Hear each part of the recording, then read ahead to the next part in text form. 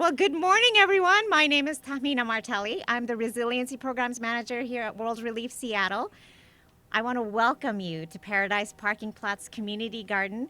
As an organization that works with displaced people, it is really important for us to acknowledge that we are on the traditional land of the first people of Seattle, the Duwamish people past and present, and honor with gratitude the land itself and the Duwamish tribe. World Relief Seattle, for those of you who do not know, we exist to serve, advocate for, and uplift the voices of refugees, asylees, and vulnerable immigrants in Western Washington. For 40 years, we have worked with local immigrant communities and have grown to be Washington's largest refugee resettlement and services agency. And since 1994, we have been located right here in Kent, Washington. This garden is a direct result of listening to the community. People told us that they missed food from their country. They missed having their hands in the soil, and they felt disconnected from the earth, living in apartment complexes, and they wished there was a place they could go to by easily with the public transportation and grow food that they missed from home. Hillside Church was gracious and willing to donate over an acre of parking lot that was not needed and it was neglected. And because it is ideally located within walking distance from Kent Station, which is right down the street, and it's on a major bus route and our office is right down the street, it was a perfect partnership. But one problem, we are on a hill and it is an asphalted parking lot. So how do you turn a neglected parking lot into a garden? Well, we had to come up with a plan. So we invited future gardeners and neighbors with the overall design, and you can see the design kind of behind us if you have a chance to take a look at it. And the design input came from the community. Our goal was to provide a place to grow culturally appropriate food and build community along with solving some of the stormwater problems occurring on this site and that affected the overall community. That includes regular flooding that would occur at the bottom of this garden, at this bottom of this parking lot. And as you might notice, we are on a hill. So water flows down and it would involve the entire neighborhood. With some funding from King County, along with many others, we were able to depave 50,000 square feet of asphalt and build 44 in-ground beds and 6 handicap accessible beds so people of every ability could garden. And by capturing water from the roof of the church, that's 30,000 square feet of roof. We're capturing water from half of the roof in 4,000 gallon cisterns. So we have 16,000 gallons of cisterns at one time. And throughout the year, we capture about 300,000 gallons of clean stormwater from the roof. And what that does is during the wintertime, it acts as a retention pond. So clean stormwater can go slowly into the storm drain system. And during the summer, it provides 80% of our irrigation right here at the garden. And with design input from refugee high school and middle school youth, we built 5 rain gardens on site, and one of them is right there. And those rain gardens capture and filter over 1.1 million gallons of polluted stormwater each year. This coming year, we will build a bioswale, which is an engineered linear rain garden along the bottom, along with a food forest. And this also was helped designed by the community. This will not only provide culturally relevant food beyond the seasonality of a community garden, but clean an additional 2 million gallons of polluted stormwater and reduce flooding in this entire neighborhood. Next week, this very space that we're standing on, as you can see, there's a big box right behind us. There will be construction beginning for an outdoor teaching space and kind of an outdoor kitchen area so more people can be educated. What you're really witnessing here is how community agencies like World Relief, along with funding support from the county and other partners, can reimagine spaces and solve multiple problems while stewarding natural resources and impacting issues of climate change. In this 1 acre space, we have 50 families from 23 countries growing food and building community.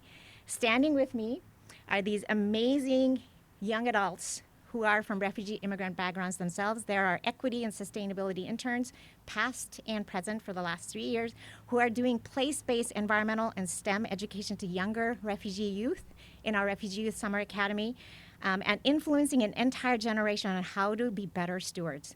This garden is also part of the 7th grade science classes field investigation side for the Green Duwamish Problem Design Lab for place-based learning. Refugees and immigrants, along with other BIPOC communities, are often the most affected by climate change and environmental threats, yet they have historically been excluded from policy discussions and structures that directly affect their health because they're not landowners. This strategic climate action plan has the potential to finally correct that by promoting community-led solutions that repurpose neglected urban spaces just like this to increase equitable access to culturally relevant food and green space. So please help me welcome County Executive Dow Constantine.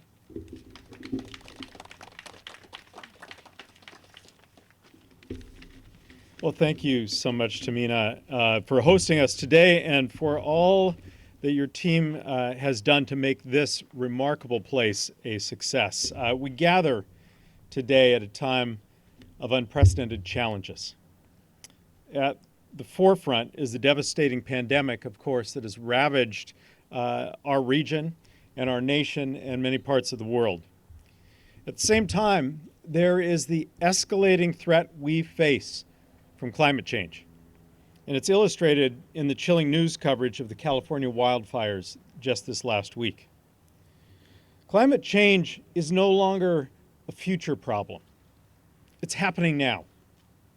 It's deepening inequities, it's intensifying natural hazards, flooding, wildfires, extreme heat that our people and our economy and our environment face.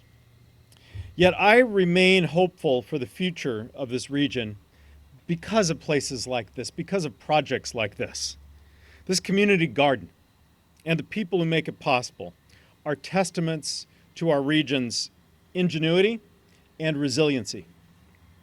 Now, with the help of King County Waterworks and the King Conservation District, World Relief Seattle has increased access to culturally relevant food, decreased stormwater pollution, prevented urban flooding, created hands-on educational opportunities for youth, and strengthened connections in immigrant and refugee communities. This project demonstrates what we can achieve when we invest in community-led and science-based solutions that produce multiple benefits. We know what works. Now we must act, and we must act with fierce urgency and shared purpose to produce results like this throughout our metropolitan region, and that is what we are here to do. Today, I am sending to the King County Council my proposal for the 2020 Strategic Climate Action Plan. It is a roadmap to a more resilient, sustainable, equitable King County. It is a comprehensive, integrated approach and has 3 pillars. Dramatically and quickly reducing greenhouse gas emissions that contribute to climate change, elevating the voices and expertise of frontline communities. Those are communities that are disproportionately impacted by climate change, and preparing our region for climate impacts. Uniting the efforts of cities, of tribes, of community-based organizations, of scientists and researchers and businesses, we will produce tangible, lasting results for the people of King County. So, together we will take action to cut greenhouse gas emissions countywide in half by the end of this decade. We will make buildings where we live and work greener and construct, maintain, operate, and demolish to construct, maintain, operate, and demolish, and to connect them with high capacity and green transit. We will launch the 3 Million Trees initiative, increasing tree canopy, accelerating land conservation, preparing forests for climate impacts. We will adapt our policies, our practices, and our procedures to ensure that we are accounting for climate impacts and to ensure that each decision and each investment contribute to a more resilient region, a more resilient future. And as I alluded earlier, we will lead with equity and racial justice, including a new section of the plan focused on climate justice, driven by frontline communities. I want to thank the Climate Equity Community Task Force, including the members who are here with us today, who helped shape this roadmap, creating pathways for a racially just and equitable transition to a truly green economy. Thank you for sharing your experiences, your expertise, and your voices to help create a more just, equitable, and green future for all. I know we will succeed because we must, and because we've done it before. Under the current Strategic Climate Action Plan, which we put in place in 2015, we positioned King County Metro as the nation's leader in transitioning to fleets that produce zero emissions. We surpassed the goal of planting 1 million trees, and we did it nearly a year early. We focused 98.5% of new growth into urban areas, 98.5% of growth into cities, into designated urban areas, and connected all of those communities with a growing transit and trail system. We reduced our own operational emissions within county government by 20% by participating in Puget Sound Energy's Green Direct program. And we strengthened land use codes to address sea level rise. We succeeded by listening to experts, basing decisions on science, embracing innovation, and forging strong partnerships. This next 5-year plan will build on our momentum, operating at a region-wide scale with a stronger commitment to climate justice. The greatest threat to humanity requires an unprecedented response. It demands courage to set and achieve ambitious goals that none of us could accomplish, no matter how good our intentions, acting alone. And that is what we will do. We will achieve this acting together. Thank you. Now, I look forward to working with our King County Council to turn this shared vision into collective action, and that includes our next speaker. In the legislature and at the county, he has been a leader on restoring our natural environment, and we are here today in the district he proudly represents. Please welcome Councilmember Dave Upthegrove.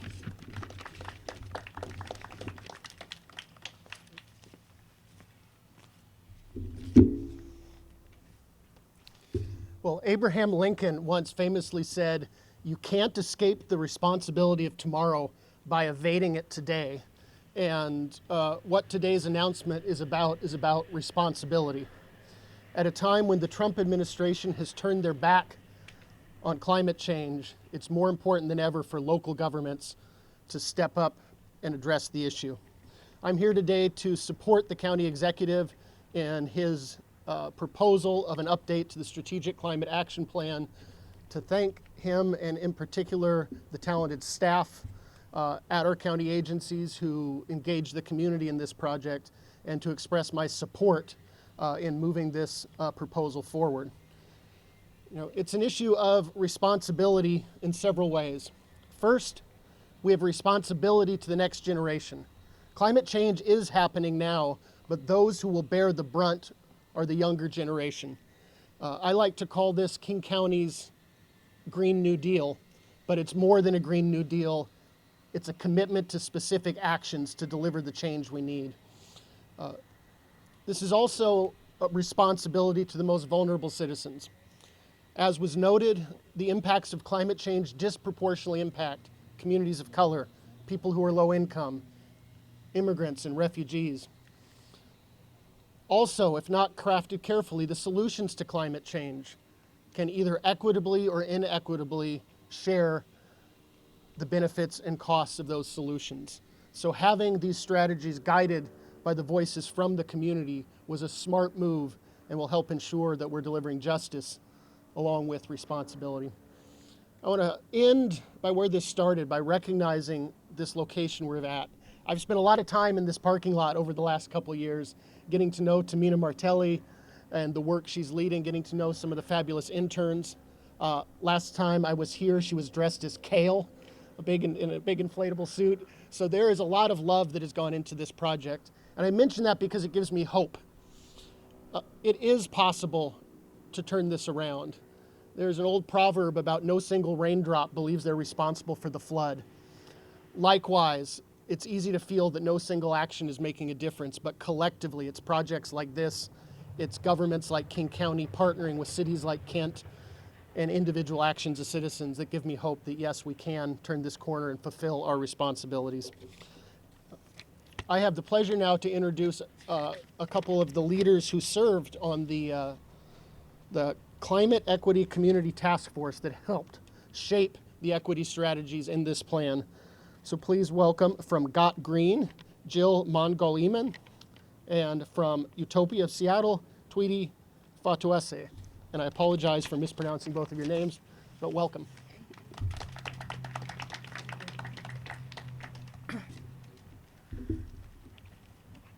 Thank you, Council Member Up the Grove. My name is Jill Mongoliman. I'm the Executive Director of Got Green.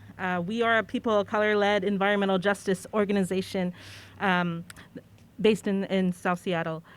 This work is important to us because when we engaged our communities of color, youth, and residents in South King County and South Seattle, what was important to them about climate change impacts, they shared their concerns around displacement, food, and health. Our communities are on the front lines of climate change and are facing disproportionate impacts due to institutional racism and the legacy of historical injustices that have resulted in disproportionate outcomes and access to resources and opportunity. Climate change is a threat multiplier to social issues. Without adequate affordable housing, community members will be displaced from their social safety nets and services that keep them resilient. Communities already live in food deserts and the most polluted neighborhoods. With climate change, it will only get worse.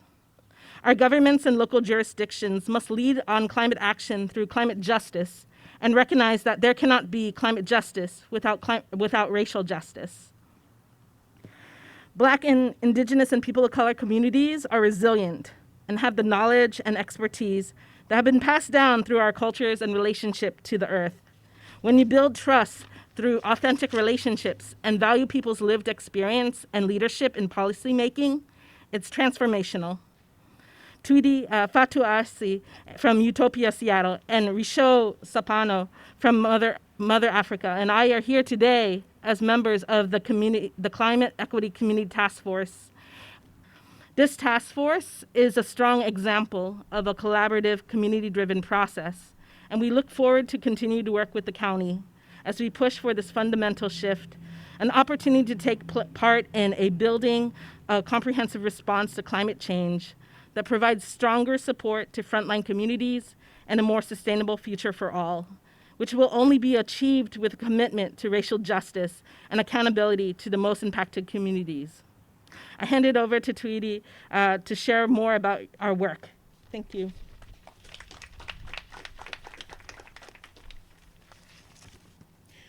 Thank you, Jill, for your kind words. It has been great to work alongside you and Risho on the Climate Equity Community Task Force. Being a part of this task force has been a valuable and collaborative experience.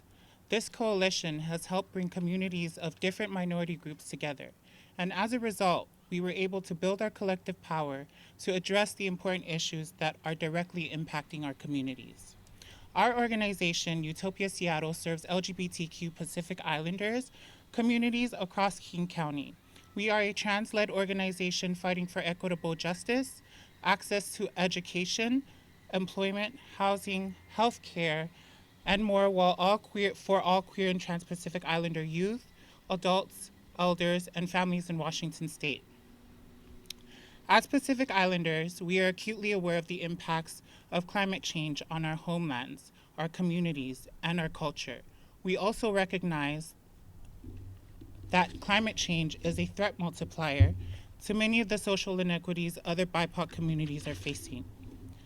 As a community organizer with Utopia Seattle, we work closely with our sister chapters across the country to identify, address, and discuss ways to find solutions to the impacts of climate change on our community through our Telenor program.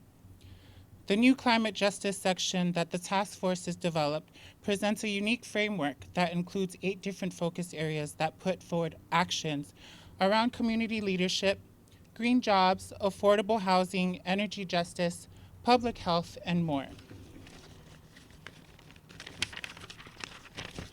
Some of the major strategies we identify focus on language access, addresses root causes of climate sensitivity, and create an equitable climate future for all. Throughout the current pandemic, we have seen COVID-19 disproportionately impact our communities and exacerbate many of the existing inequities and health disparities. Our solutions to climate change must recognize connections to other social issues like food security and housing affordability to keep our communities rooted in place where they will be more resilient to climate change. Since April, Utopia Seattle has helped redistribute over $100,000 in emergency relief assistance to queer and trans individuals throughout Washington state. And we've also helped to keep 500 families fed on a weekly basis through our food distribution program. The Sustainable and Resilient Frontline Community section envisioned in the task force offers pathways to a more resilient, equitable, and climate future for all, and one that is rooted in the unique lived experience, expertise, and leadership of the frontline communities across King County. Fafitai Telelava. As an organization with offices in Kent, I am honored to introduce the Mayor of Kent, Dana Ralph, as our next speaker. Thank you.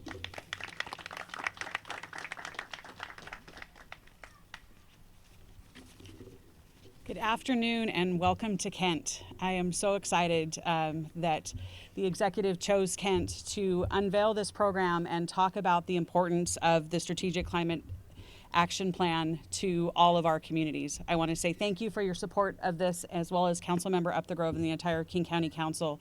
These plans are science-based. We know that there's data that drives them, but the important thing to me as a community member in the city of Kent is the impacts that the plan has on our community. It's the people part of this. If you've had any chance to spend time with Tamina, you know that there is more energy and passion around this, and there is the science and the data, but it's also the ability to activate our youth. We've got all of our youth volunteers that have put so much time and effort into this. It's the ability to activate and bring our immigrant and refugee communities to the forefront where their voice is truly heard, and they're part of the planning process, but then they also can stand proudly and show what that work has produced. This is a one-of-a-kind project in King County, and it is the model for all of the work that we need to do going forward when it comes to climate justice. We know that climate justice is a huge part of racial justice, and we can combine these things and do this work here in the city of Kent.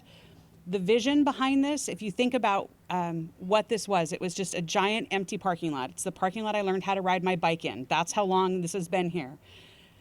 And it wasn't being used. And Hillside Church came alongside of World Relief and said, you know, we can do something different for our community. We can do something better for our community. And what you see is that. This is a place where we can educate all of our residents. So we know that our immigrant and refugee population comes with enormous talent and experience, and this is a way that we can help them teach the rest of our community. I learned what culturally responsive food was in this parking lot. I will be honest, it's not something I'd ever thought of, but now when I go to the grocery store, I look around and that's the phrase that's in my head, and I want to make sure that every resident in my community has a food supply that makes sense to them, that they're used to cooking, that helps them feel like this is home.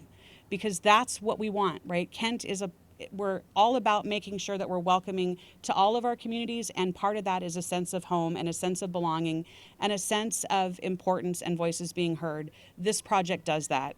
It's multi-benefit, so we've got all of the things that you've heard talked about with the rain gardens and the flooding and the food sustainability, but it's a gathering place, and for me, that's one of the most important things. It's a place where people can come, learn about each other, understand their neighbors, produce something, and be a part of our community. You see it around, it's our slogan in Kent, and it says, we are Kent, right? We are Kent, and that means this. This project, I can hold up and say, this is exactly what we mean when we say that. Because we are making sure that every part of our community is served, has their needs met, and at the same time is contributing, because that's what makes us feel good as humans, right? To be a part of something bigger than us, to be a part of a community and an education process. And I am so proud of the work that's being done here as we watch this grow. when I first saw it, we had the planters here. I was like, I'm not exactly sure what this is. Every time I come back and visit, it's bigger and better and serving more and doing more important work. And I just want to say I am so proud of all the work that you all have done. Thank you again to the executive and the council for laying the framework for projects like this, and make sure that we understand that this really is at the heart of the work that's being done behind the Strategic Climate Action Plan. So thank you. Partners are extremely important in all of this work. So I am very pleased now to introduce Amy Snover, the director of the University of Washington Climate Impacts Group and one of the nation's leading experts on preparing for climate change. Amy.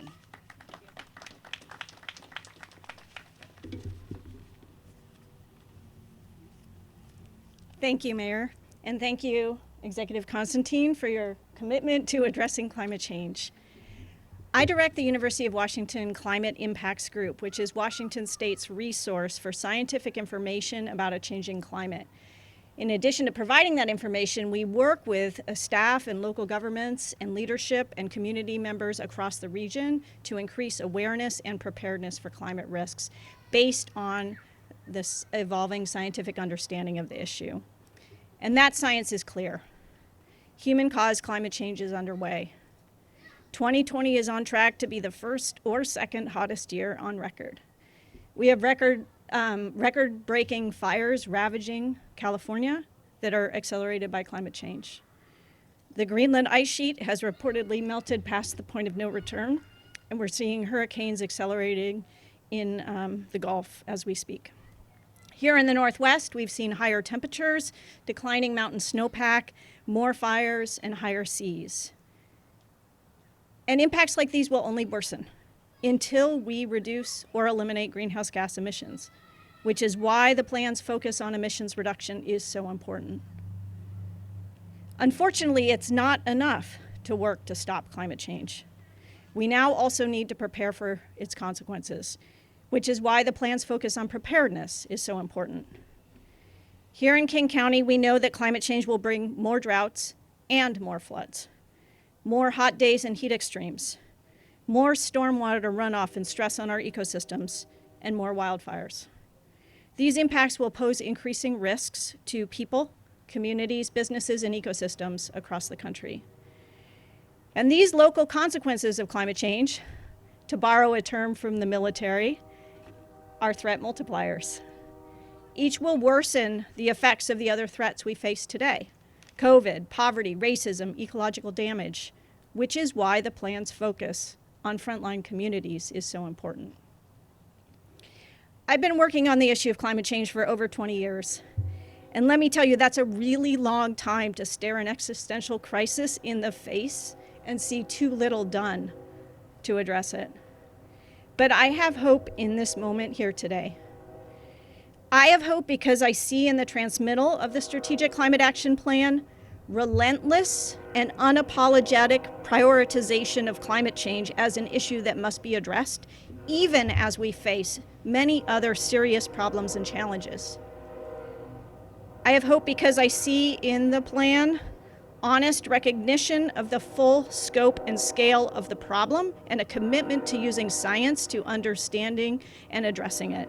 It's a comprehensive plan addressing emissions reduction, preparedness, and the priorities and values of frontline communities. I have hope because I see in the plan attention to both the headlines and the fine print. And I'm a big fan of the fine print because that's where things really happen. So the plan brings bold vision, leadership, creative partnerships, and an insistence on working at a deep level to create an organization, a government, and a community that will be able to adapt to address the changes coming our way. I have hope because I see a plan for action at a time when it has never been more urgent to act. Thank you. My name is Allison Kirsty, and I am an intern with the King County Climate Action Team, as well as a student at the University of Washington. Climate change is an impact that we should all be deeply invested in as it affects us all.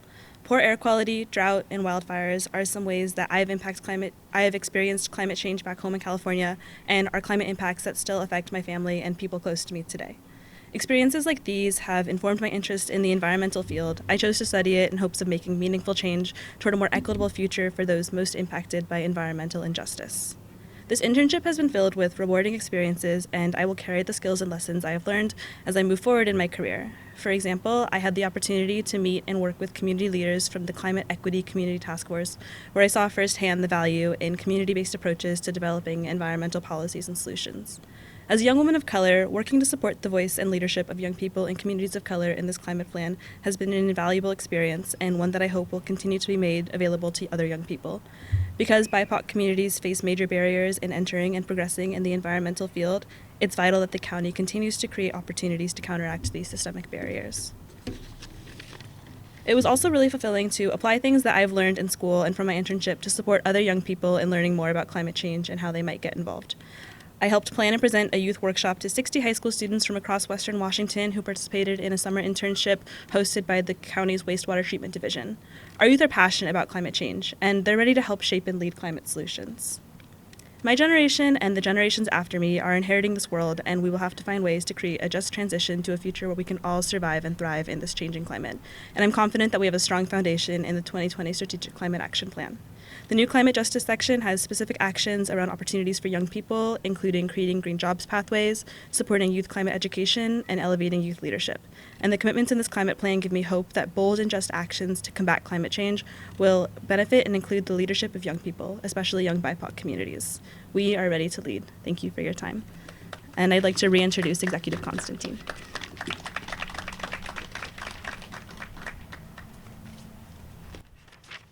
Well, thank you so much, Allison, and thanks to Tamina, Dave, Jill, Tweety, Dana, and Amy for your remarks this morning.